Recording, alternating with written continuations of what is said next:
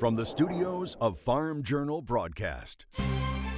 Coming up on Ag Day, as NAFTA talks resume, what's the impact to agriculture? USDA rolls out a new swine processing proposal, and agribusiness prepping for the week ahead. Just kind of feel like 2017 is in the rearview mirror now, and we're moving forward. Machinery Pete chronicles an interesting combine sale and using blueberries in the fight against cervical cancer. Ag Day, brought to you by the Chevy Silverado, the most dependable, longest-lasting full-size pickups on the road.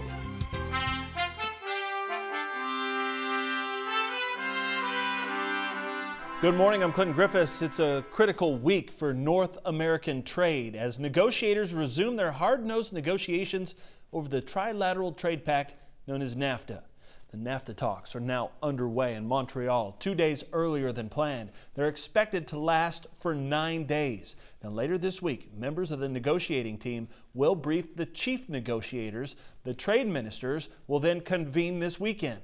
Yesterday, agriculture was one of 6 topics on the agenda. Dr. Ian Sheldon, chair of agricultural marketing and trade policy at The Ohio State University, says if NAFTA were to fall apart, grain prices might drop, and that could impact the Farm Bill. We've had low prices over the last 2 or 3 years.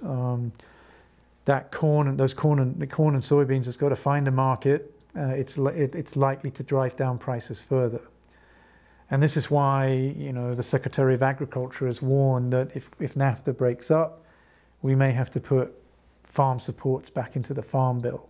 And there's already discussion about using a rainy day fund to try to help out farmers. So I think there's a potential for prices, maybe not to collapse, but certainly to decline, and we would lose export markets. Dr. Sheldon says lower grain prices could cause farmers to hold off on new farm equipment sales, not only in the U.S., but in Canada and Mexico. Mexico is now the second largest export market for farm equipment and parts. So if we would not just lose, I think that the equipment industry would lose sales here in the U.S., but would lose sales to Mexico and possibly to Canada as well. One of the biggest stumbling blocks for negotiators is the rules of origin provision.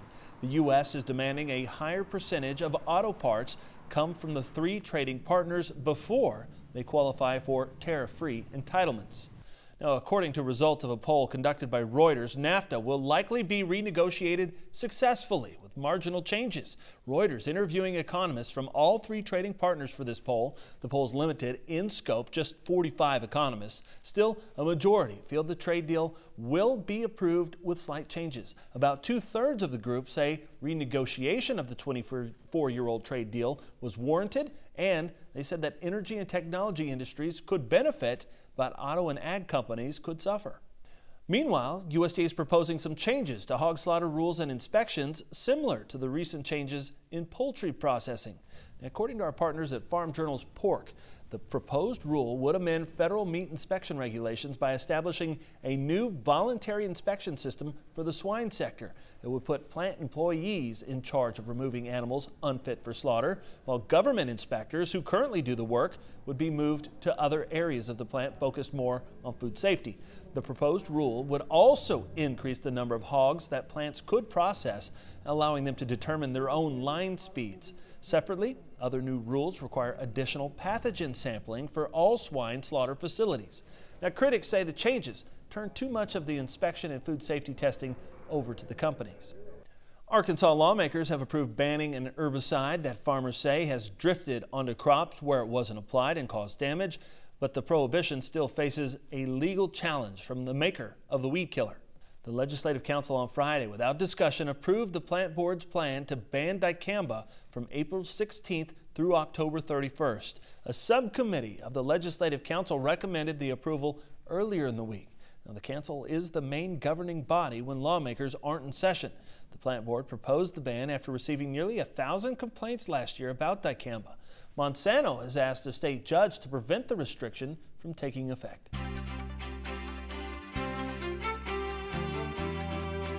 The Arctic blast this month has held up barge traffic along our nation's waterways. USDA says grain tonnages have been significantly reduced. For the first 2 weeks of January, grain barge tonnages totaled 496,000 tons. That's 63% lower than a year ago. Also, USDA reports for the week of January 13th, there were 10 upbound empty barges shipped on the Illinois River due to ice. During the same period last year, 180 upbound empty barges were shipped. Executive Director of the Soy Transportation Coalition, Mike Steenhoek, says 80% of soybean exports leave the U.S. between September and February. Mike Hoffman joining us now with a look at crop comments. What do you have for us, Mike, as we kick off a new week? Good morning, Clinton. Mike Lass in Lockney, Texas is feeding his herd some cake mix this morning. The area is dry, as you can see. Mike says it's been over 100 days since the area has received any measurable precipitation. The U.S. Drought Monitor reporting nearly 80% of Texas is now classified as abnormally dry. Almost 42% is considered a moderate drought now. Up north, Jay Cokes in Delmont, South Dakota is hauling some corn to town before the next snowstorm. He says temperatures have been fluctuating higher and lower over the past month or so. Now, taking a look at the estimated rainfall last week, one of the things you'll notice is there wasn't a lot across the lower 48. We saw a fair amount of rain in the eastern portions of the country as one storm system moved on up the shore. That is going to change this coming week. We have a much more active week. We'll have your forecast for that coming up in a few minutes. First, here are some hometown temps. Ag Day, brought to you by Prosaro Fungicide from Bayer.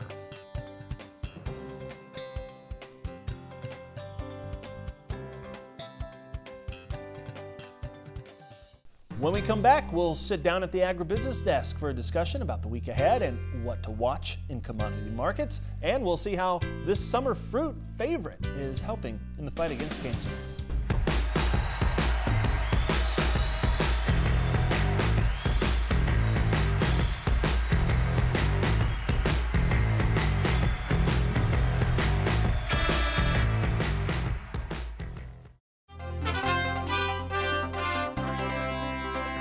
As the Trump administration turns their attention to infrastructure, one of the big questions now is how to pay for those improvements to the highways and waterways. One suggestion likely to face serious pushback is to hike the federal gasoline tax.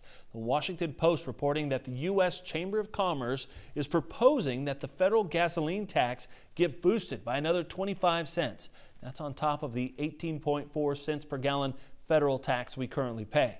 The Business Lobby Group acknowledges it's a tough sell. The last time the tax was hiked was back in 1993. Now, as far as the White House, the newspaper says the administration will introduce its version of an infrastructure bill before President Trump's State of the Union address on January 30th. The additional 25-cent tax would also be added to the current diesel tax, which is about 24 cents a gallon. And Bloomberg reporting the Keystone XL pipeline may have enough interest from oil companies, that is, if the company TransCanada even completes it. TransCanada has secured 20-year commitments for approximately 500,000 barrels per day, and it expects more to come in. Even with this progress, the company is still facing legal action. Some farmers in Nebraska are fighting it over land easements. So how did grains close at the end of the week? To find out, we head to the CME floor in Chicago. Today, the soybeans were up. Dryness in Argentina really offered some support for the market. It was up for the fourth day in a row.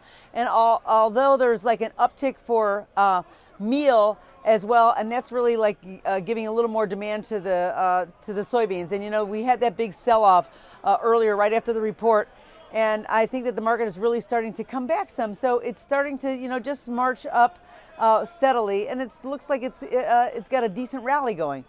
Corn also was up, and it was like kind of unchanged and a little bit steady, but there was some strength. The strong weekly export sales today really kept the futures up. Now on the hogs really showed a bearish sentiment today. The futures really did slip on the large pork supplies that are really weighing on these prices. You know, it seemed like the cold snap is over, so that the hogs in the pipeline are steady again, and the packers don't feel that they have the need to actually pay up for anything right now, and so they're pulling back some. Overall, the market is still relatively strong. I know that we've had a little bit up and down over the past 3 or 4 weeks, but we really do have a strong market in hogs. And if we continue to have more domestic demand, we could see the prices, start to tick back up again starting next week. That's all from the floor at the CME Group. Here in Chicago, I'm Virginia McGathy. Here at the Agribusiness Desk, we have Garrett Toy. He's with Ag Trader Talk, and Doug Whirling, Bauer Trading. Thank you both for being here. All right, Doug, let's start with you. What did you see last week that you thought stood out as far as markets go? Two things. Lower dollar index, okay, which is good for commodities in general, and the fact that you had a pretty negative wheat report. You had pretty negative or slightly neutral to negative corn report. They had every opportunity to take those markets a lot lower. They did not do that. So just kind of feel like 2017 is in the rearview mirror now, and we're moving forward. Moving forward. Garrett, what about you? Do you feel the same? Yeah, I agree, especially on the wheat report. I mean, that report was pretty bearish, and they could have buried it with the spec short. They had plenty of ammo to add to that position. The selling lasted a couple of days. I think the big thing is world FOB numbers didn't really kind of follow with the ruble firming, that's a positive sign out here. I think near term. How long it lasts, I don't know, but the markets are extremely short across. So if we get a little bit of a bounce in here, you might be able to see some opportunities to market. Yeah, Doug, as we go forward through January, what are you keeping your eye on as far as commodities go? Well, specifically replacement hedging opportunities if you got to sell cash grain and pay bills, because we got margin positions the lowest they've been in a decade and a half. Yeah. It tells you the fact that we're in a sideways choppy market. I do believe volatility will be picking up here for the remainder of this month, which gives people opportunities. So just be smart about it. Okay. I mean, realize if you're making sales, you can always defend them or vice versa. Yeah, what about you, Gary? Doug's absolutely right. You've got historically cheap vol, and at those levels, they're not something you necessarily want to sell, especially when you've got the outside markets of crude and everything else that is seeing some volatility. Yeah, we have large stocks of supply, but you never know, a black swan event. So as far as selling, naked vol out here at these kind of levels, something probably not be too attractive unless you've got the grain to back it up. Yeah, yeah. Positive the outlook based on South America. What do you think, Doug, real quick? Optimistic, yeah. And that just comes from a fact of over the last 5 to 10 years, we always get very negative around this time of the year, and then it seems like we get into July and August and our domestic carryouts are tighter. All right, well, we'll keep an eye on it. Thank you both for being here. We'll be back with more Ag Day in just a minute. For a free 2-week trial to Jim's daily global market letter, call Bauer Trading toll-free at 1-800-533-8045.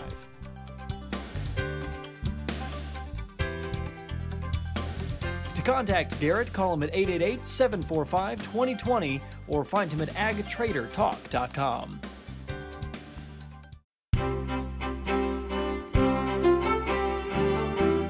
Welcome back to Ag Day. Meteorologist Mike Hoffman here. Mike, we've been talking a lot about cold and temperatures, but active weather patterns are maybe what we're going to be dealing with. Yeah, absolutely, because you're going to see these bowling ball type systems kind of coming across the country from west to east rather than the big trough in the east. And the first system on the board is already moving into the eastern portions of the country. Lots of rain coming up out ahead of it and a big snowstorm on the northwest fringe of it. You can kind of see that system moves on up into the northeast as we head through Tuesday and Wednesday. Quick shot of colder air, but notice the air is not coming from the Arctic anymore. It's kind of flowing across western Canada, so it'll be colder, but not nearly as cold as we've seen. Then the next storm system starts to show up, and you can see the big trough develops. Thursday into Friday as it moves into the west. Storm system itself will be coming into the plains at the end of the week, and that will move eastward for a very interesting weekend next weekend across most of the eastern portions of the country with a big rain and snow maker once again moving through that area. All right, temperatures this week because of the difference in the jet stream, we're going to go above normal for most of the east from the Missouri Valley all the way to Florida, up and down the eastern seaboard, below normal from the Four Corner region all the way up into Montana and eastern portions of Washington and Oregon. Precipitation for the coming week above normal from eastern portions of Texas all the way into New England, including the southern and eastern portions of the Great Lakes. Below normal far northern plains and the southwest, and above normal, as you can see, in the northwestern portions of the country, including the northern Rockies. Now, the 30-day outlook for temperatures below normal from Missouri, Illinois, Indiana, northward up into Canada, and then above normal in the far far southeast, above normal south and west Texas into the southwest. As far as precipitation goes, zone will go above normal from Louisiana on through the Great Lakes, below normal far southeast and far southwest, and above normal from western Wyoming, northern Utah, throughout the northwestern portions of the country. That is a look across the country. Now let's take a look at some local forecasts. First of all, we'll head to Casper, Wyoming, mostly cloudy and rather cold, high temperature of 28 degrees. Taking a look at Shreveport, Louisiana, a good deal of sunshine and mild, high of 62. And finally, Harrisburg, Pennsylvania, mostly cloudy, some sprinkles possible, high of 46. Up next, Machinery Pete stops by with an update on how used combine prices have changed from last season, and later using blueberries in the fight against cervical cancer. Ag Day. Brought to you by Top Third Ag Marketing. Farmer first with a plan for every market. Machinery Pete is brought to you by John Deere. Where can you find the most comprehensive inventory of John Deere certified pre-owned tractors, combines, and sprayers? Machinefinder.com. Sometimes the best new addition to your fleet isn't new. Machinery Pete is here and has his eye on a nice combine deal from an auction in Illinois. Here's Pete. Hey folks, Machinery Pete here with some on-the-ground reporting for you.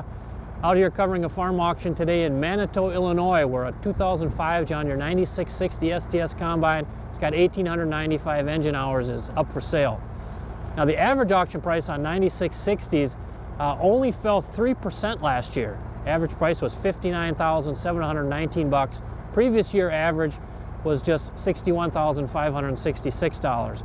Now the big drop in combine values on 9660s and all combine models was back in 2014 and 15.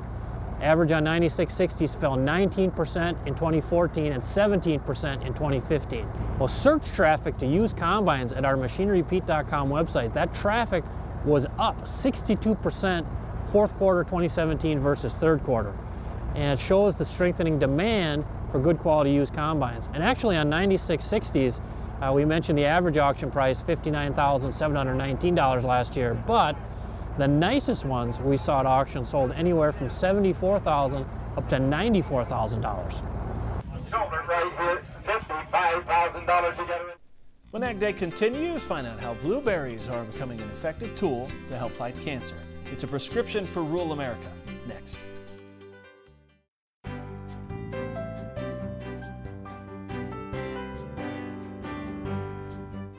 In the country, sponsored by Kubota. Tractors, hay tools, utility vehicles, mowers, and more. Visit Kubota.com today. Blueberries are widely recommended as part of a heart-healthy diet, but did you know they can also play a role in fighting cervical cancer? Researchers at the University of Missouri found blueberry extract could make radiation therapy treatments more effective. In this report provided by Mizzou, Teresa Snow has more on these fighting blueberries. Dietitians already know that blueberries are a great addition to a healthy diet. They're an antioxidant powerhouse. But now, researchers at the University of Missouri believe blueberries may play a role in treating cervical cancer.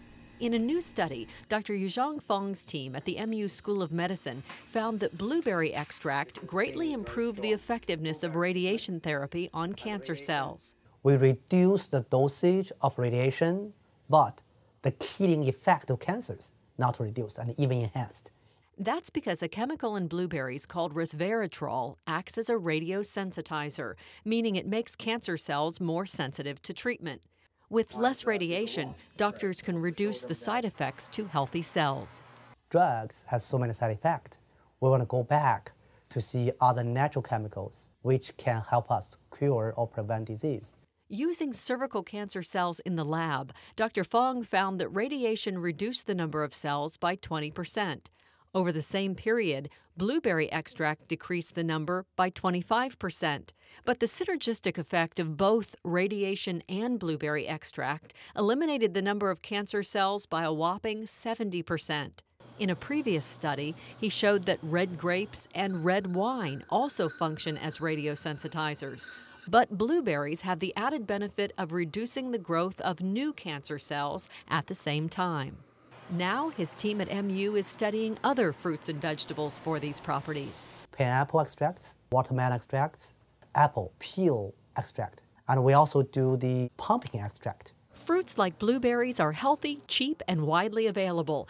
MU researchers say what they're learning in the lab now may have a great impact for cancer patients in the future. From the University of Missouri, I'm Teresa Snow. Dr. Fong says the next step in his research will involve testing these methods on other cancers. And that's all the time we have this morning. We're sure glad you tuned in. Start your day with us. From all of us here at Ag Day, I'm Clinton Griffiths. Have a great day. Ag Day, brought to you by Ram Commercial, America's longest-lasting heavy-duty pickups.